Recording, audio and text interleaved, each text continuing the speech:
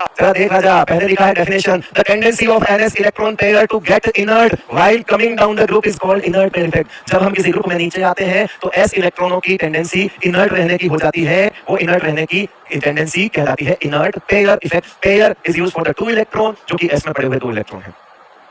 चलो आगे आ जाओ, नेक्स्ट है रीजन की बात करते हैं। अब बचा क्या रीजन? अरे आप बोलो रीजन क्या? आप बोलो रीजन क्या? रीजन क्या? Reason due to the involvement of d and f electron in lower members of p block. Lower बोले तो हैवियर, लोअर बोले तो हैवियर, लोअर बोले तो हैवियर, लोअर बोले तो नीचे आने वाले हैवियर क्यों बोले? क्योंकि उनका एटॉमिक मास ज्यादा है, क्योंकि उसमें नंबर ऑफ प्रोटॉन ज्यादा है, न्यूट्रॉन ज्यादा है।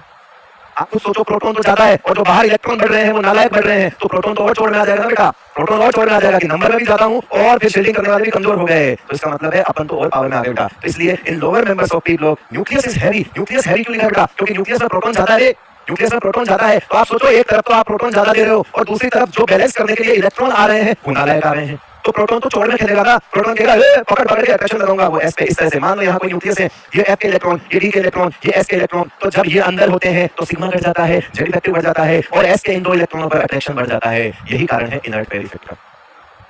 यही कारण है क्या? Inert pair effect. क्या आज के बाद इनर्ट पेयर इफेक्ट भूलोगे रे? बताओ, क्या आज के बाद इनर्ट पेयर इफेक्ट भूलोगे? क्या होता है इनर्ट पेयर इफेक्ट? अब देखो मजेदार, अब तक जो नहीं देखा हो तुम देखोगे। अब ये तो हो गई डेफिनेशन, ये हो गया रीजन। अब इसके परिणामों की तरफ चलते हैं। कॉन्सिक्वेंसेस का मतलब होता है परिणाम। अब देखो परिणाम, देखो पहले हमने पढ़ा क्या होता है, फिर हमने पढ़ा क्यों होता है, फिर हम पढ़ रहे हैं कि इसकी वजह से क्या क्या होता है। तो इनर्ट पेयर इफेक्ट की वजह से पहला, on moving down the group stability of lower oxidation increases. बताओ पॉइंट नहीं समझ आया या आया?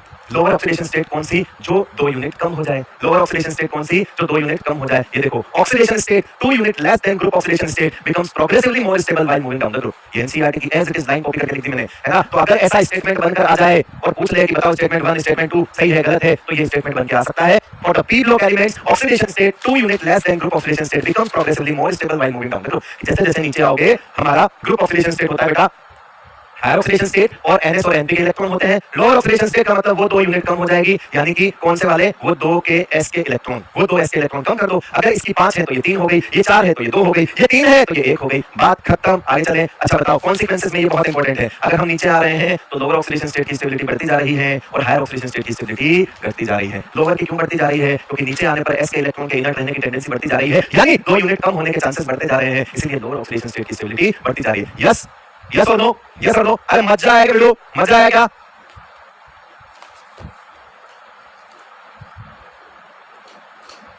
स्टेबल क्यों?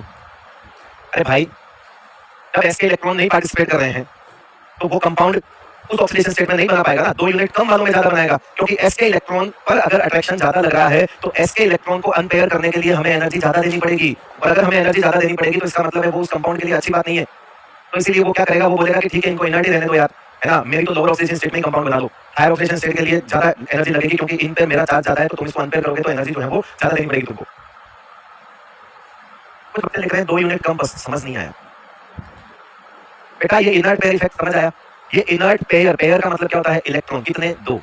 अगर 2 इलेक्ट्रॉन बोल दे कि हम नहीं जा रहे घूमने तो तुम उसको माइनस कर दो, बस। ठीक है, ये वो है ग्रुप ऑक्सीडेशन स्टेट का मतलब है इसमें और इसमें जितने इलेक्ट्रॉन होंगे सारे घूमने जाएंगे। लेकिन अगर लोअर ऑक्सीडेशन स्टेट का मतलब होता है कि हायर ऑक्सीडेशन स्टेट में से, यानी कि इन सब में से ये 2 इलेक्ट्रॉन बोलते हैं हम नहीं आ रहे घूमने। क्यों नहीं आ रहे? बोले न्यूक्लियस हमको ज्यादा खींच के रखा है, हम नहीं आ रहे घूमने।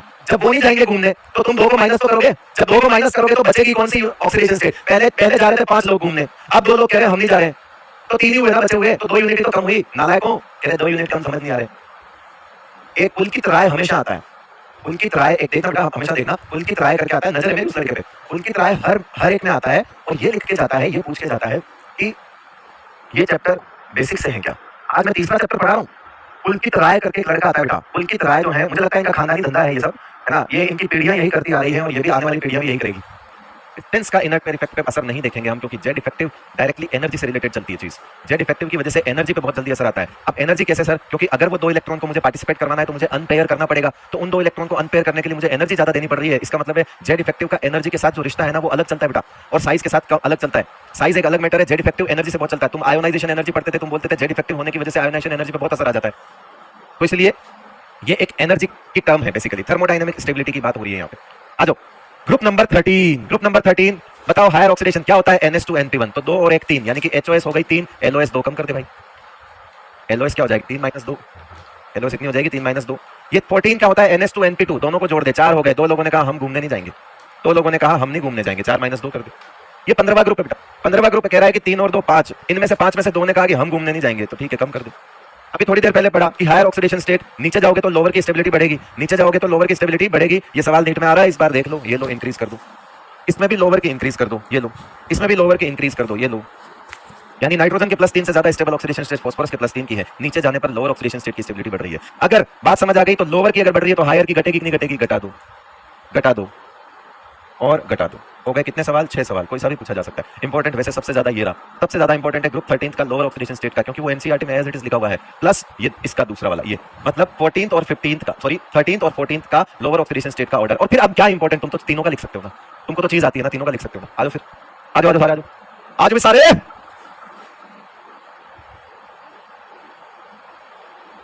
देख लो, देख लिया। अब मैंने इनके दोनों के दोनों बना दी, ये देखो दोनों बना दी।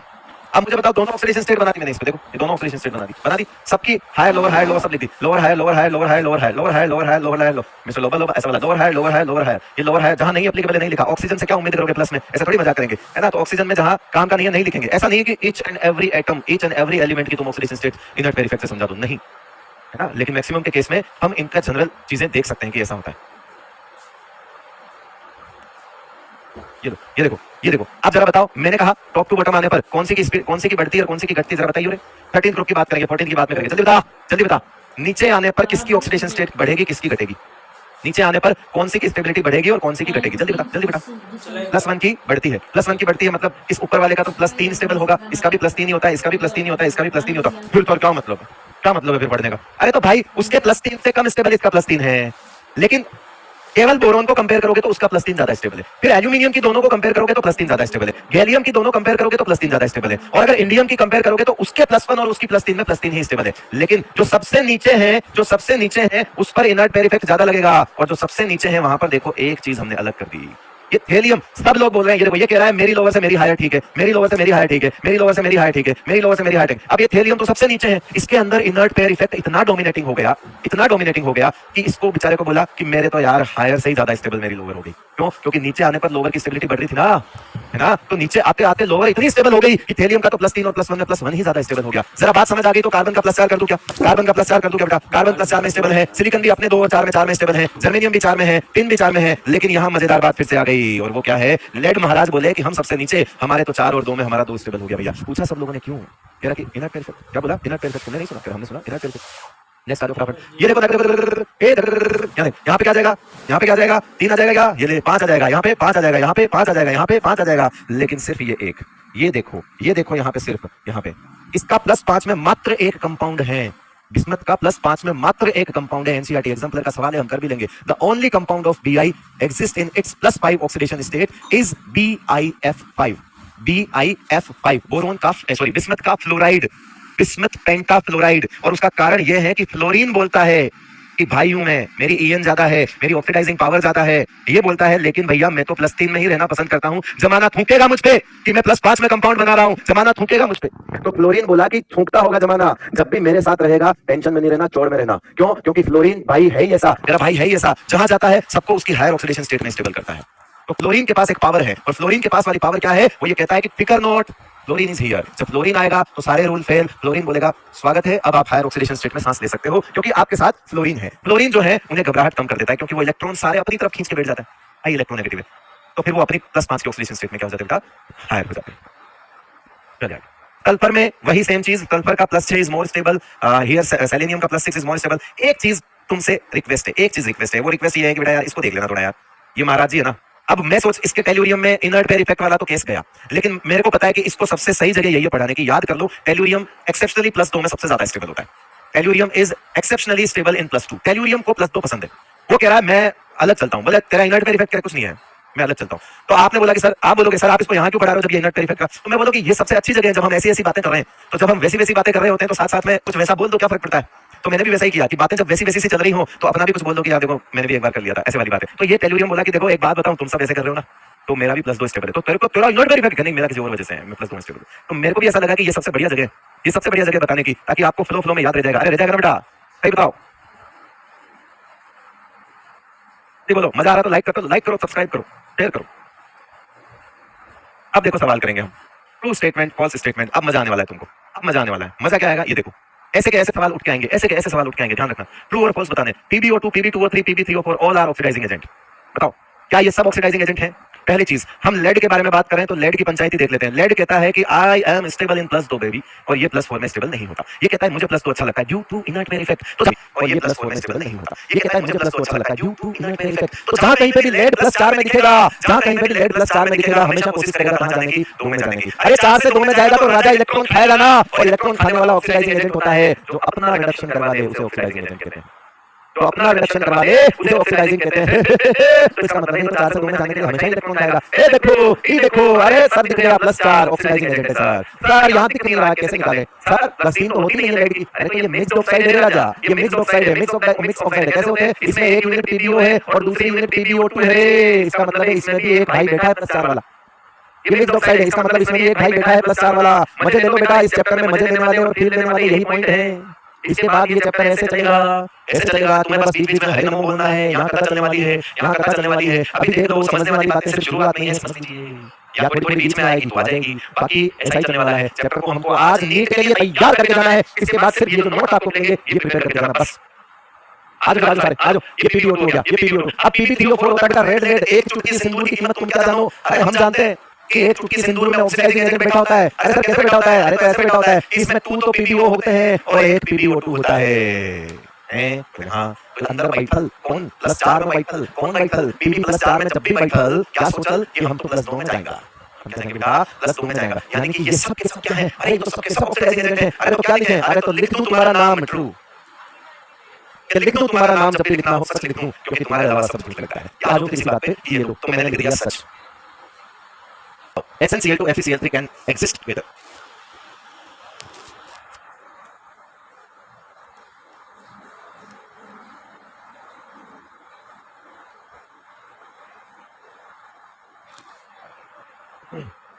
कहाँ जाना चाहते हैं? तो हमने पता किया कि इनकी जो इच्छाएं हैं वो +4 में जाने की है, और जब भी मौका मिलता है ये अपनी इच्छाओं को पूरा करना चाहते हैं। यानी कि Sn+2 हमेशा से अपनी इच्छाओं को मन में दबा के बैठा है, और जब भी इच्छा पूरी होना चाहेगी तो ये इलेक्ट्रॉन छोड़ेगा या खाएगा? तो आंसर छोड़ेगा। अरे उसने खाए थे, ये छोड़ेगा, तो ये रिड्यूसिंग एजेंट है। ये क्या है? Reducing agent. तो Sn+2 हमेशा घूमता रहेगा इलेक्ट्रॉन। तो एक दिन तुमने SnCl2 और FeCl3 को साथ में बिठा दिया और बोला 2 मिनट बैठे रहना, यहीं आ रहा हूं मैं। तुमने इनको साथ में बिठा दिया, तुमने देखा कि जब तुम वापस आए ये तो बदल चुके थे। इन्होंने कुछ कर दिया बेटा, और इन्होंने कुछ कर दिया, और क्या कर दिया? अरे एक इलेक्ट्रॉन दे दिए और एक ने खा लिए, क्योंकि वो उसको मिल गया तो इलेक्ट्रॉन खाना चाहता है। ये आयरन +3 को चला है, आयरन +3 मिल जाएगा, इलेक्ट्रॉन खाएगा करके ठीक है। अरे खा भाई मेरे को +4 में जाना है, इसने इलेक्ट्रॉन फेंक के जाना है 2 में आगे। ये सोचना इसने तो एक ही छोड़ा है, तो इसने 2 छोड़ा, इसने एक ही खाया, कोई बात नहीं। ये भाई अपना एक साथ 2 को निकालेगा, बैलेंस नहीं करना है मेरे को, सिखाना है, बैलेंस नहीं करना। तो रिड्यूसिंग एजेंट काम करेगा, ये 2 इलेक्ट्रॉन छोड़ेगा तो ऐसे बोलेगा कि एक नहीं 2 आओ, 2 के साथ 2 एक साथ दे दोगे। हां दे देंगे, मेरे को 2 इलेक्ट्रॉन देने, तुम एक एक करके बताओ, दोनों एक साथ आ जाओ। तो मतलब 2 Fe+3 को एक साथ निकालता है अपना Sn+2, करके दोनों को करनी, दोनों से रेडी? समझ में आ रहा है भाई? वाह मेरे भाई, आगे देख। SnCl तो इसका मतलब ये एग्जिस्ट नहीं कर सकते, can exist together, no they can not exist together, यानी कि ये फॉल्स हो गया। ठीक है, फिर से SnCl2 तो रिड्यूसिंग हो गया ना, अभी रिड्यूसिंग एजेंट है, ये सबको पता चल गया, तो इसको क्या लिखेंगे बेटा? ये तो ऊपर समझा है हमने, एक्चुअली वो पॉइंट है, ये बात में बता दिया था। तो आगे आओ जी, हां जी, आओ जी, हां जी, यस।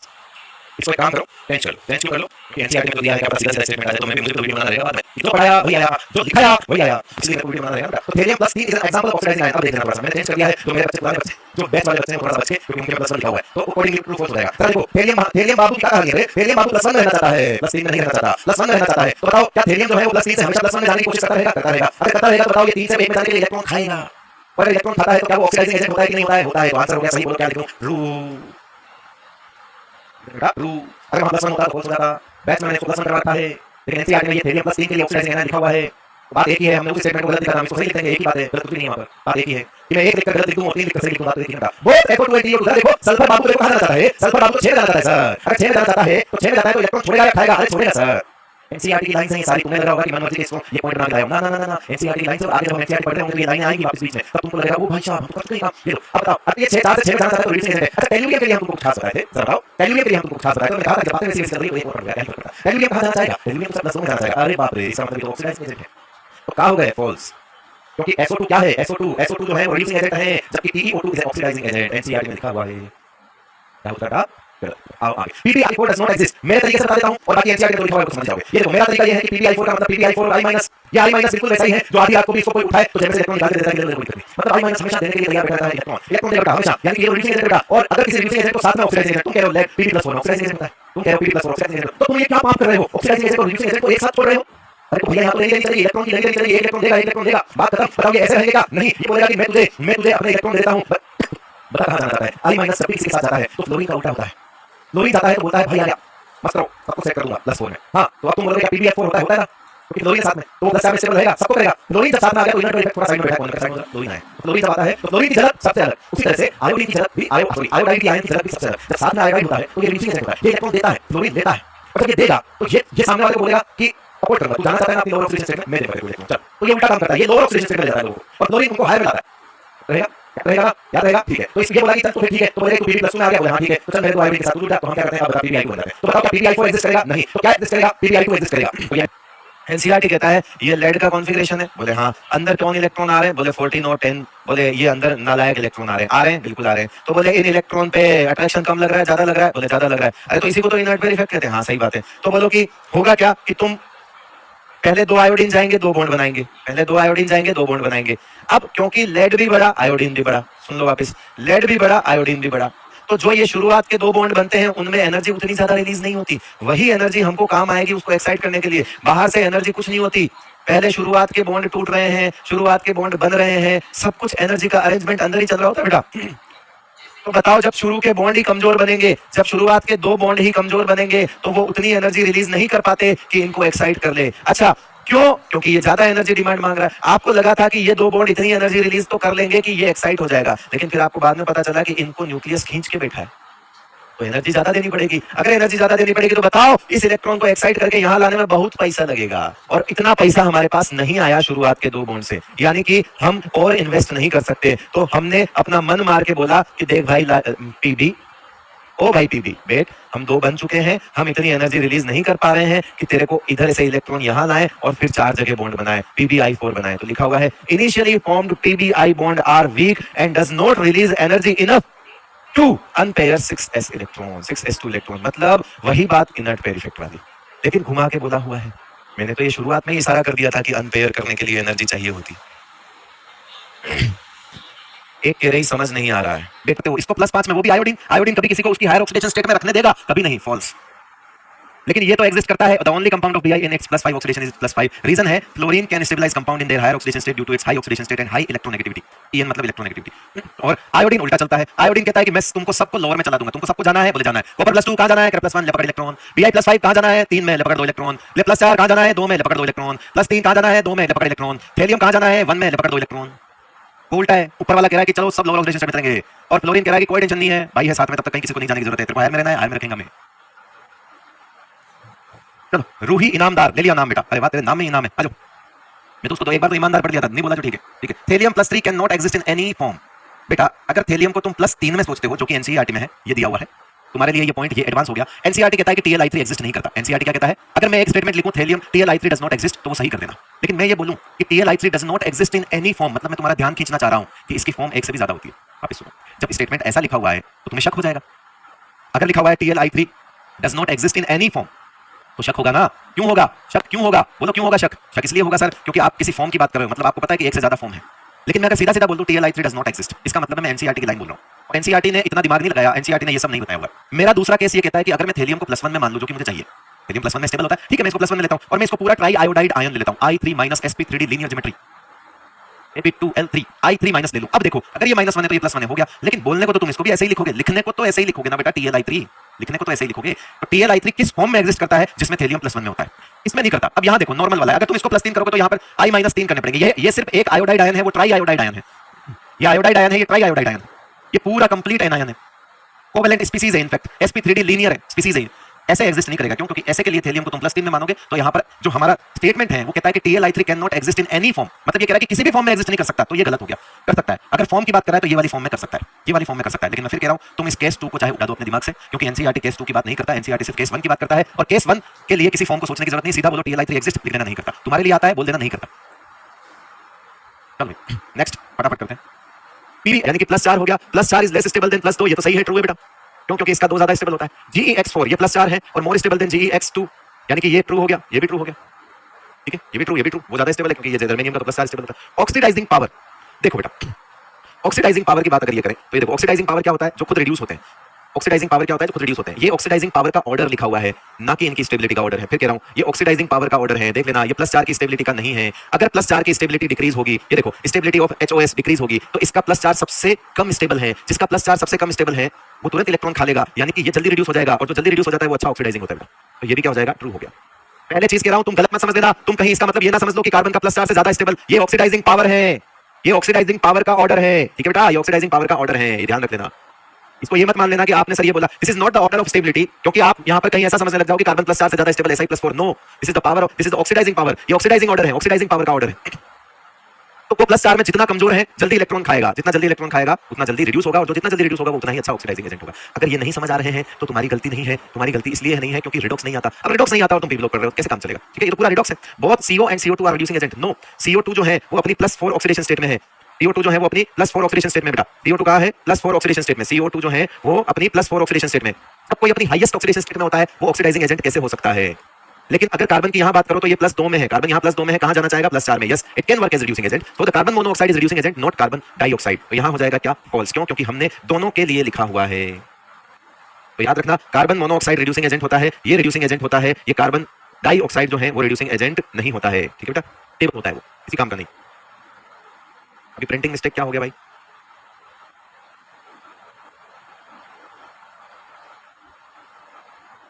अब तो सही है। क्या प्रिंटिंग मिस्टेक होगी? सब कुछ सही है, सही है सब। यहां तो कोई प्रिंटिंग एरर नहीं है। आ जाओ फिर सारे, मचाते हैं। अब आते हैं एटॉमिक प्रॉपर्टीज पे। इनर्ट पेयर इफेक्ट खत्म।